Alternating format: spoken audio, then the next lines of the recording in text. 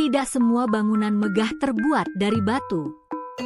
Sebagian dibangun dari cinta yang patah, janji yang dilanggar, dan kutukan yang abadi. Di balik keindahan Candi Prambanan, ada kisah yang konon masih berbisik. Tentang seorang ratu, seorang pemuda, dan cinta yang berubah menjadi legenda. Halo teman-teman penjelajah sejarah dan mitos Nusantara. Selamat datang kembali di Petok Legenda Nusantara.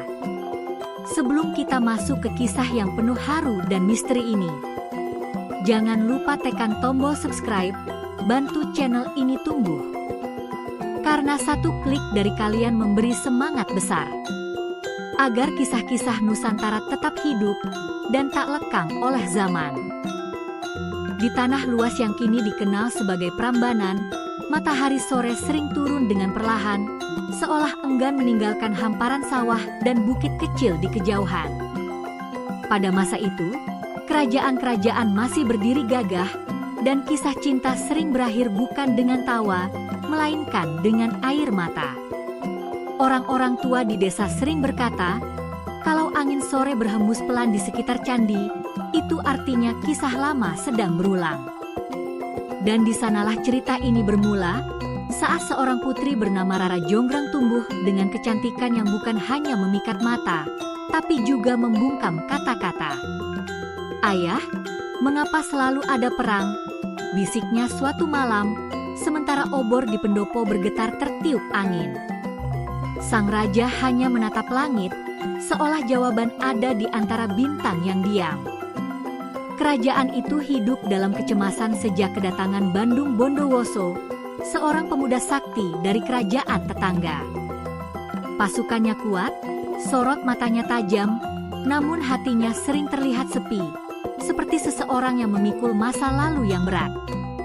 Saat pertama kali melihat Rara Jonggrang, ia terdiam cukup lama hingga seorang panglima berbisik, "Baginda, apakah Anda jatuh cinta?" Bandung hanya menela napas, lalu berkata pelan, "Bukan jatuh cinta, mungkin aku baru saja menemukan alasan untuk berhenti berperang." Namun bagi Rara Jonggrang, pertemuan itu terasa seperti bayangan, dingin, asing, dan membekaskan rasa takut. Pada malam ketika lamaran itu disampaikan, suasana pendopo terasa tegang. Para abdi berlutut, prajurit berdiri dengan gagah, dan Rara Jonggrang menundukkan kepala. "Putri," ucap Bandung Bondowoso, "aku ingin mempersuntingmu." Suaranya tenang, namun di balik ketenangan itu ada getar yang tak ia sembunyikan. Rara Jonggrang diam cukup lama, sebelum berbisik pada sahabatnya, "Bagaimana jika cinta datang dari orang yang merenggut ketenangan negeri kita?" Sahabatnya menggenggam tangan sang putri dan menjawab lirih, "Kadang pilihan bukan antara suka atau tidak suka, tapi antara kehilangan dan bertahan." Rara Jonggrang akhirnya mengajukan sebuah syarat mustahil, membangun 1000 candi dalam satu malam. "Jika kau benar mencintaiku, buktikan," katanya dengan suara pelan namun tegas. Bandung Bondowoso tidak marah. Ia menatap mata sang putri lama-lama, lalu menjawab, "Kalau cinta harus diuji, maka biarkan malam menjadi saksi." Sejak saat itu, malam di Prambanan tidak lagi sunyi. Angin berdesir aneh, tanah bergetar pelan, dan suara-suara halus terdengar seolah dari bawah bumi. Orang-orang desa bercerita bahwa pada malam itu, makhluk-makhluk gaib membantu Bandung Bondowoso. "Lihat, mereka bergerak tanpa suara," bisik seorang petani yang bersembunyi di balik pohon randu. Batu-batu besar terangkat seperti bulu, candi-candi menjulang secepat doa yang meluncur ke langit. Rara Jonggrang menatap dari kejauhan, hatinya bergetar antara kagum, takut, dan sesal. "Apa yang sudah kulakukan?" gumamnya pelan. Namun waktu sudah berjalan, dan tak ada jalan kembali.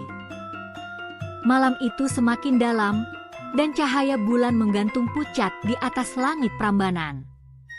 Suara langkah gaib terus berdentang pelan, batu demi batu disusun, ukiran demi ukiran dipahat tanpa tangan manusia. Rara Jonggrang berdiri di balik jendela kamarnya, menatap jauh ke arah kerja yang berlangsung cepat itu. Bagaimana mungkin semuanya hampir selesai, bisiknya dengan napas gemetar. Seorang dayang mendekat, suaranya penuh cemas. "Tuan Putri, jika beliau berhasil, apakah Anda benar-benar akan menikah dengannya?" Rara Jonggrang terdiam. Dalam hatinya, ia seperti berperang dengan perasaannya sendiri, antara rasa takut kehilangan tanah kelahirannya dan rasa iba terhadap seorang lelaki yang mencintainya dengan cara yang tak biasa. Sementara itu, di tengah hamparan tanah Prambanan, Bandung Bondowoso berdiri memandangi deretan candi yang hampir rampung. Sosok-sosok halus yang membantunya bergerak tanpa suara. "Sedikit lagi," ucapnya lirih. Salah satu makhluk gaib itu berbisik, "Tuan, cinta manusia memang sulit dipahami. Mengapa kau rela melakukan semua ini demi satu perempuan?" Bandung tersenyum tipis, menatap ke arah istana. Karena di matanya, "Aku melihat dunia yang selama ini tak kumiliki, ketenangan." Namun di balik kata-kata itu, hatinya menyimpan harap bahwa cinta tidak akan membalasnya dengan kecurangan. Ketakutan mulai menyelimuti Rara Jonggrang. Jika 1000 candi benar-benar selesai, maka takdirnya tak dapat dihindari. "Tidak, aku belum siap," bisiknya. Ia memanggil para dayang dan wanita istana. "Kumpulkan jerami, dahan, dan bakarlah sekarang," perintahnya. Dayang terkejut. "Tapi, Putri, masih malam." Rara Jonggrang memotong dengan suara bergetar.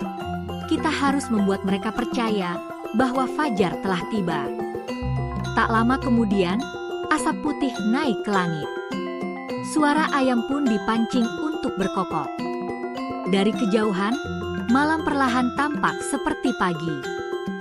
Para makhluk gaib yang membantu Bandung melihat cahaya semu itu.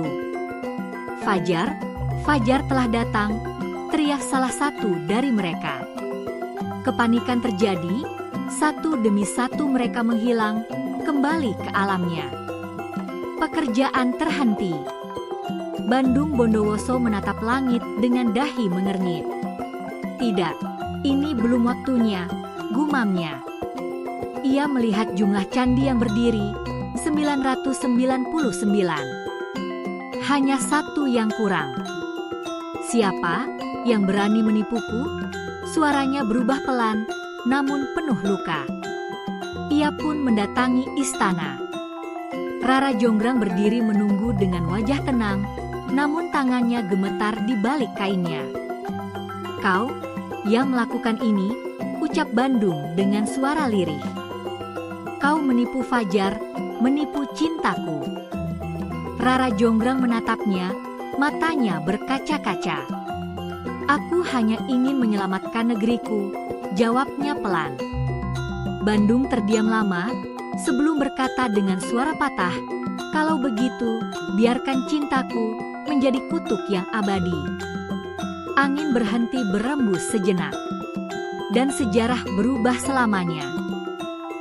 Suasana pendopo mendadak sunyi ketika kata-kata Bandung Bondowoso meluncur begitu dingin. Para abdi kerajaan menunduk, tak berani bergerak sedikit pun. "Rara Jonggrang," ucapnya perlahan, "kau telah melukai hatiku lebih dalam dari 1000 pedang." Rara Jonggrang melangkah mundur, air mata menetes tanpa ia sadari. "Maafkan aku tidak membencimu," katanya, suaranya bergetar. Bandung hanya tersenyum pahit. "Cinta tidak selalu berakhir bahagia, Putri. Kadang cinta memilih menjadi legenda." Ia mengangkat tangannya ke langit, udara seketika berubah dingin. Langit yang tadinya tampak kelabu kini seperti terbelah oleh gelombang tak terlihat.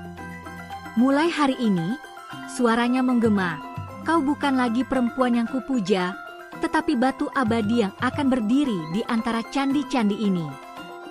Rara Jonggrang terperanjat. "Tidak." "Jangan!" teriaknya. Namun kutukan sudah terucap.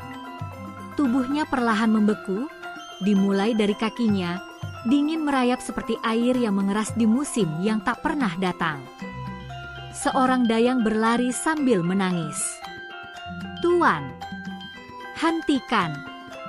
Dia hanya takut." Bandung menutup matanya, namun tidak mundur. "Aku pun takut," bisiknya, "takut kehilangan, takut dilupakan."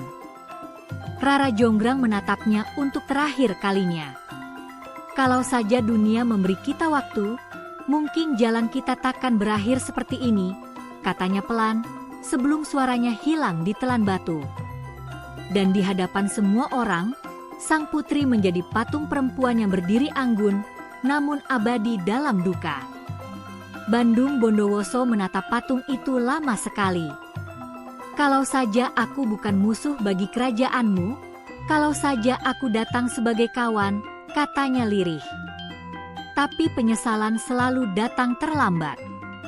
Para prajurit hanya bisa menunduk, tak ada yang tahu apakah Bandung lebih marah pada sang putri atau pada dirinya sendiri. Konon, malam itu ia pergi tanpa meninggalkan jejak, membawa hati yang tak lagi sama. Sejak saat itu, orang-orang percaya bahwa patung yang ada di salah satu ruang candi adalah Rara Jonggrang, perempuan yang dikutuk karena tipu daya, namun juga karena cinta yang tak pernah sempat dipahami. Kalau kau masuk ke dalamnya dengan hati yang tenang, kau bisa merasakan kesedihannya, kata para tetua desa. Dan hingga kini, patung itu berdiri diam, seolah masih menunggu sesuatu yang tak pernah datang kembali.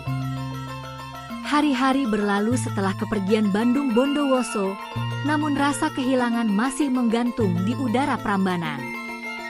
Para abdi istana berjalan pelan melewati halaman, seolah takut mengganggu keheningan yang kini terasa sakral. Di dalam salah satu ruangan candi, patung Rara Jonggrang berdiri tegak, wajahnya tenang, tapi tatapannya seperti menyimpan cerita yang tak pernah selesai. Seorang penjaga tua sering duduk di dekatnya sambil menyalakan pelita kecil. "Maafkan kami, Tuan Putri," gumamnya pelan. Kadang ia berbicara seolah patung itu masih bernyawa. "Kalau saja waktu bisa diputar kembali, mungkin kau akan bahagia." Dan entah ilusi atau kenyataan, angin yang melewati lorong candi terasa seperti jawaban yang hanya bisa dimengerti oleh hati yang gelisah. Di desa sekitar, masyarakat mulai memandang Prambanan bukan hanya sebagai bangunan batu, melainkan tempat yang menyimpan roh masa lalu. Anak-anak kecil sering dilarang bermain terlalu dekat saat senja turun. "Kalau matahari hampir hilang," kata seorang ibu pada anaknya, "kembalilah sebelum bayangan candi memanjang." Sang anak bertanya polos, "Apa ada yang tinggal di sana, Bu?" Sang ibu menela napas, lalu menjawab pelan, "Bukan tinggal, tapi menunggu." Beberapa malam tertentu, penduduk desa mengaku mendengar suara lirih, seperti seorang perempuan yang berbisik, "Aku masih di sini," namun tak ada yang berani memastikan, karena antara keyakinan dan ketakutan, jaraknya hanya setipis rasa rindu. Suatu hari, datanglah seorang pemuda pengembara dari jauh. Ia mendengar cerita tentang kutukan Prambanan dan ingin melihatnya sendiri. Berdiri di depan patung Rara Jonggrang, ia terdiam lama. "Apakah benar kau dikutuk karena pilihan yang sulit?" ucapnya pelan. Dalam hatinya, ia merasa kagum sekaligus sedih. Seorang tetua desa mendekat dan berkata, "Cinta kadang tidak salah, yang salah adalah waktu dan keadaan." Pemuda itu menatap patung itu lagi, seperti berbicara pada jiwa di dalamnya. "Kalau aku datang di masamu, mungkin aku akan memilih mempertahankanmu, bukan kerajaanku," katanya lirih.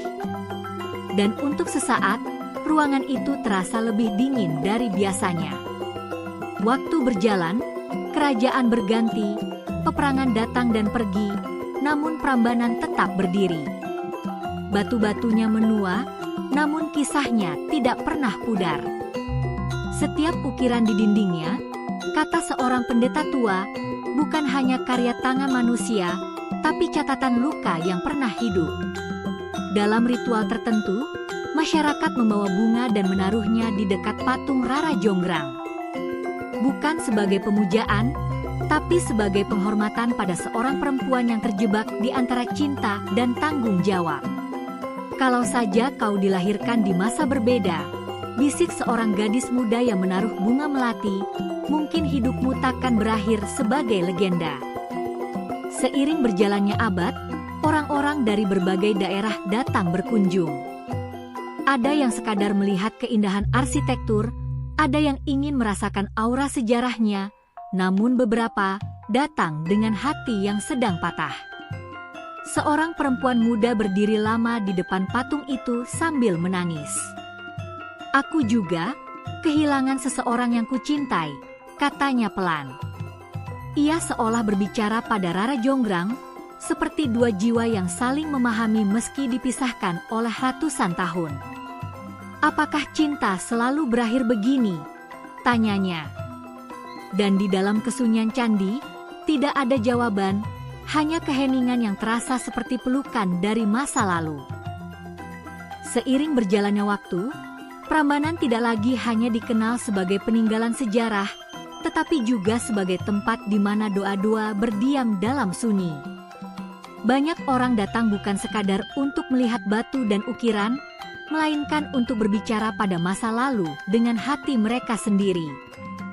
Seorang pria paruh baya berdiri di hadapan patung Rara Jonggrang, menggenggam tangannya sambil berbisik, "Aku datang, bukan untuk meminta keberuntungan, tapi untuk bertanya, apakah mencintai berarti harus rela kehilangan?" Suaranya gemetar, dan dalam kesunyian ruangan candi, pertanyaannya seolah menggema kembali kepadanya. Seorang pemandu candi yang mendampinginya tersenyum kecil dan berkata pelan, "Di tempat ini, cinta tidak pernah menang, tapi juga tidak pernah kalah. Ia hanya tinggal." Kalimat itu membuat pria tersebut menunduk lama, seakan sedang bicara pada dirinya sendiri. Di malam tertentu, ketika bulan bulat sempurna menggantung di langit, para tetua desa masih percaya bahwa roh-roh masa lampau berjalan menyusuri lorong batu. "Kalau kau mendengar langkah halus di belakangmu," kata seorang nenek kepada cucunya, "jangan menoleh, cukup katakan, 'Kami datang membawa damai.'" Sang cucu tertawa kecil. "Apakah mereka marah?" Sang nenek menggeleng pelan, menatap ke arah candi yang menjulang. "Tidak, mereka hanya rindu. Rindu pada masa yang tak bisa kembali. Rindu pada cinta yang tak sempat selesai." Dan di antara bisikan angin malam, seseorang seakan berkata lirih, "Aku masih di sini, bukan karena kutukan, tapi karena kenangan." Seorang penulis muda suatu hari duduk di pelataran candi, menatap siluet bangunan yang berbaris seperti pasukan sunyi. Ia menulis di buku catatannya, "Cinta tidak selalu berakhir ketika dua hati bersatu, kadang cinta justru abadi ketika terhenti di tengah jalan." Seorang kakek yang duduk tak jauh darinya menimpali, "Nak, kisah Rara Jonggrang bukan soal siapa yang benar atau salah, tapi tentang manusia yang terjebak antara cinta dan kewajiban." Penulis itu menoleh, sedikit terkejut, lalu bertanya, "Kalau begitu, siapa yang paling menderita?" Sang kakek menatap ke langit, lalu menjawab pelan, "Semua." Karena dalam kisah ini, tak ada yang benar-benar menang. Hingga kini, sebagian orang percaya bahwa siapapun yang berdiri terlalu lama di dekat patung Rara Jonggrang akan merasakan sekelebat perasaan asing, campuran rindu, takut, dan hampa. "Seolah ada hati yang masih menunggu," ujar seorang wisatawan, suaranya berbisik. Temannya menanggapinya, "Menunggu siapa?" Ia tersenyum samar, menatap ke kejauhan, mungkin menunggu seseorang yang berani memilih cinta tanpa menukar masa depan. Konon, ada yang mengatakan bahwa di malam paling sunyi, bayangan seorang lelaki berdiri jauh di pelataran candi, Tatapannya tertuju pada patung itu, seakan masih ingin mengatakan sesuatu yang tak pernah sempat terucap. Dan begitulah, Prambanan bertahan bukan hanya karena batu yang kokoh, melainkan karena kisah yang hidup di dalamnya. Kisah tentang seorang putri yang memikul ketakutan bangsanya, dan seorang pemuda yang mencintai dengan cara yang terlalu kuat untuk zamannya. Cinta mereka tidak bertemu di dunia, namun menjelma menjadi legenda yang diceritakan dari generasi ke generasi. Apakah cinta itu kutukan atau doa? Tanya seorang pengunjung muda pada dirinya sendiri sebelum melangkah pergi.